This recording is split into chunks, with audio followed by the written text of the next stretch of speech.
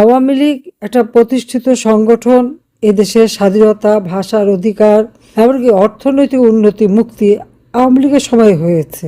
কিন্তু সেই আওয়ামী লীগকে শেষ করে দেওয়ার জন্য বেছে বেছে আমাদের যত জনপ্রিয় নেতা তাদেরকে নির্মমভাবে হত্যা করা, তাদের পরিবারের উপরে জুলুম, অত্যাচার। আজকে আমাদের এক একটা নেতা কর্মীকে যেভাবে নির্যাতন এবং হত্যা, সেই সাথে পরিবার সহ, এটা এত মর্মান্তিক যে তা বলার মতো না।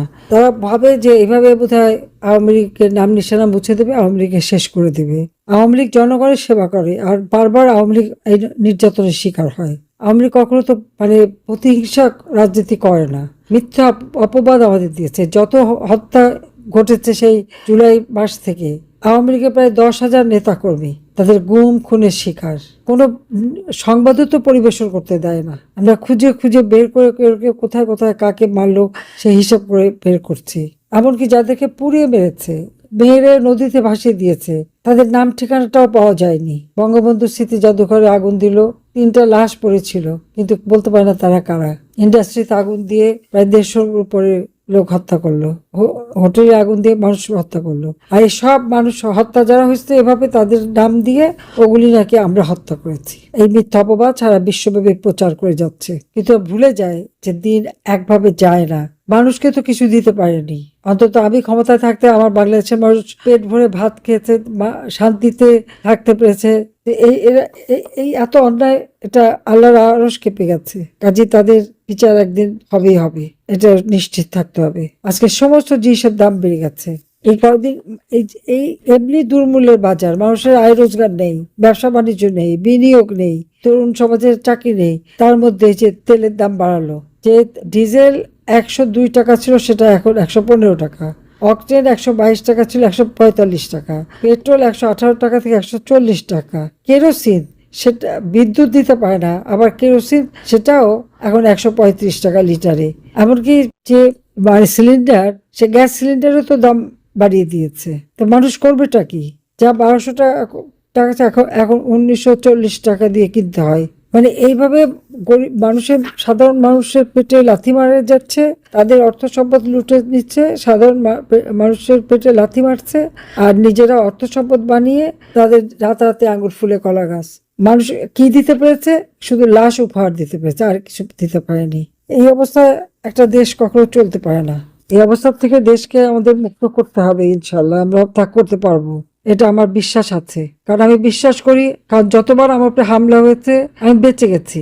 এত কাজ করার পরে যেভাবে অপবাদ দিচ্ছিল, আর যেভাবে আচ্ছা ঠিক আছে লাশ ফেলবে, লাশ ফেলে তো আমি ক্ষমতায় থাকতে চাই না।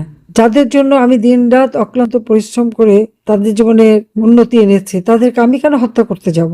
তারেক জিয়া লন্ডন থেকে বলে লাশ ফেলো, সরকার পড়বে, আর ইনুস তাই করায় তার মেটিকুলাসের ডিজাইনের অংশ হিসাবে।